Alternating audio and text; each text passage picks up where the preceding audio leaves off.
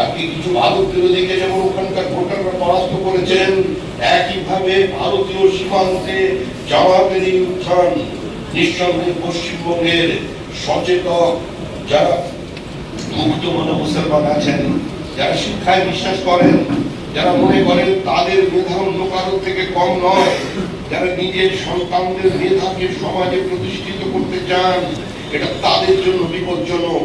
এটা পশ্চিমবঙ্গের সুস্থ শিক্ষিত মুক্তমনা মুসলমানদের জন্য বিপজ্জনক এবং সামগ্রিকভাবে বৃহত্তর জনসমাজ হিন্দু খ্রিস্টান বৌদ্ধের জন্য সেটা বিপজ্জনক। শুধু ওখানে নরেন্দ্র মোদী তো সমস্ত হিন্দু প্রতিনিধি বাংলাদেশে নন। কেন আক্রান্ত হচ্ছেন তারা? যারা চাকমা আছেন তাদের প্রতিনিধি নরেন্দ্র মোদী নন। কেন আক্রান্ত হচ্ছেন চাকমা? কেন গুরুদুয়ারার উপরে আক্রমণ? কেন আজকে মনেস্ট্রির উপরে আক্রমণ? কেন যোগী সম্প্রদায়ের মতকে ভেঙে গুড়িয়ে দেওয়া হলো? কেন রবীন্দ্রনাথের প্রতিমাকে ওখানে টুকরো করা হলো মূর্তিকে? আর পশ্চিমবঙ্গের তৃণমূল কংগ্রেসের নেতা আজকে মালদা জেলায় রবীন্দ্রনাথের ছবিতে আগুন লাগাচ্ছে। অর্থাৎ বাংলাদেশের স্প্রিটটা যেখানে মৌলবাদীদের উত্থান হয়েছে, আর পশ্চিমবঙ্গের সীমান্তবর্তী জেলায় যেখানে এই ধরনের মৌলবাদীরা বসবাস করছে, এরা এপার ওপার এক হয়ে গেছে। এটাই বিপজ্জনক। আর এই কথা একমাত্র বিজেপি 80 দশক থেকে মানুষের সামনে বলে আসছে। আজকে সমস্ত সিপিএম, সমস্ত তৃণমূল কংগ্রেসের সুস্থ স্বাভাবিক মানুষ, সংখ্যালঘু সমাজের সমস্ত সচেতন মানুষ, আজকে সমস্ত কংগ্রেসের মানুষকে বামপন্থীদের, অতি বামপন্থীদের সচেতন হতে হবে। বাংলাদেশের প্রথম যিনি রাজনৈতিক নেতা গুলিবিদ্ধ হয়েছেন তিনি বিজেপি নন, তিনি কমিউনিস্ট পার্টি অফ বাংলাদেশের প্রতিনিধি, সম্পাদক। তিনি কোন ধর্ম মানেন না, তিনি এদিকেও নেই ওদিকেও নেই, হাসিনার সঙ্গেও নেই, খালেদার সঙ্গেও নেই, কিন্তু তাকে গুলি করে মেরে ফেলা হলো কারণ তার পদবিটা একটু গোলমেলে, মানে ও দেশের সঙ্গে খাপ খাচ্ছিল না।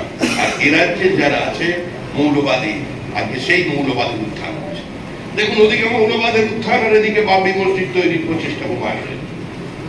আবার এখানে যিনি ধর্ম নামানা পার্টির নেতা, যিনি সকাল থেকে রাত্রি পর্যন্ত বিজেপিকে আক্রমণ করছেন, কমিউনিস্ট পার্টি অফ ইন্ডিয়া মার্কসিস্টের নেতা, তিনি নাকি এবার রাত্রিবেলা গোপনে গিয়ে মিটিং করেছেন হুমায়ুনের।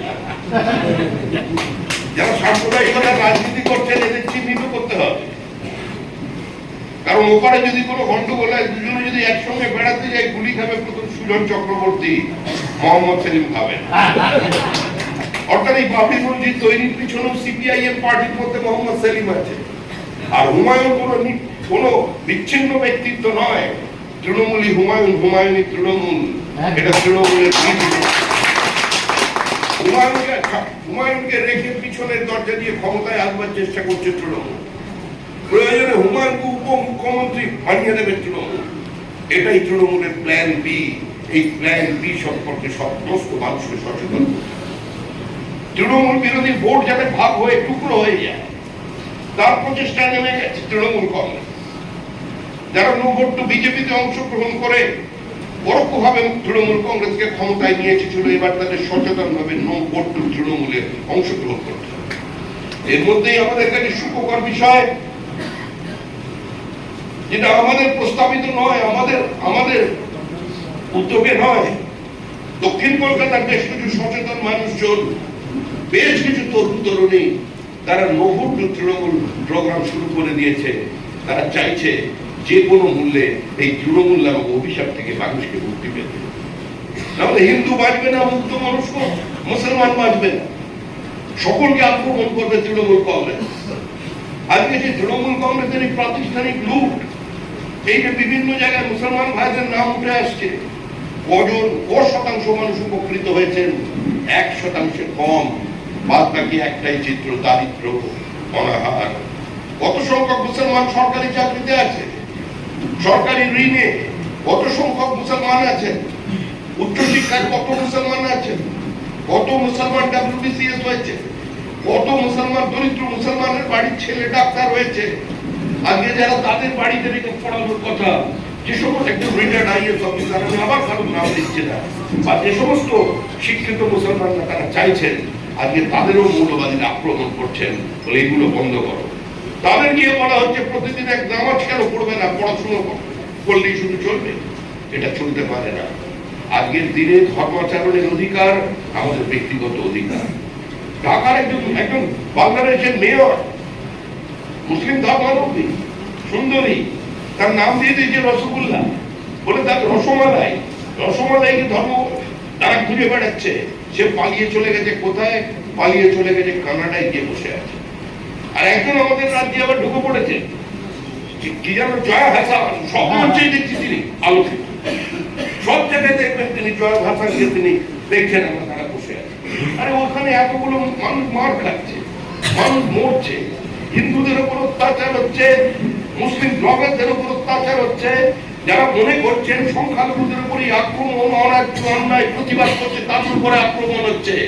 এই শিল্প সাহিত্য জগতের মানুষজন যারা আছে, কবিতা টবিতা লেখেন, তারা আবার তাকে ডেকে আনছেন, একবারের জন্য প্রতিবাদ করেন।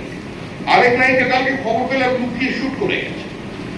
আরেক নায়িকা মাঝখানে এসেছিলেন বাংলাদেশের শান্তিনিকেতনের দোল উৎসবে গেছেন, যখন গায়ের রং বিভিন্ন জায়গায় আবির লেগে গেছে, বলে ভাই আমার ছবি তুলিস না, আমার ছবি তুলেন, কি হবে? বলে বাংলাদেশে মেরে ফেলবে। বাংলাদেশের ক্রিকেটার এখানে দুর্গা পুজো উদ্বোধন করলো, বাংলাদেশে ফিরে গিয়ে ক্ষমা চাইলো। এটা সভ্য জগতে আধুনিক সমাজে হতে পারে না।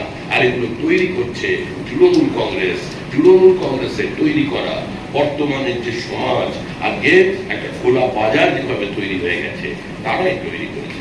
এই ধর্মান্ধতার বিরুদ্ধে, এই মৌলবাদের বিরুদ্ধে, এই মানব সভ্যতার চরম শত্রু, ক্যান্সার টু হিউম্যান সিভিলাইজেশন, যারা আজকে তার বিরুদ্ধে সবাইকে লড়তে হবে।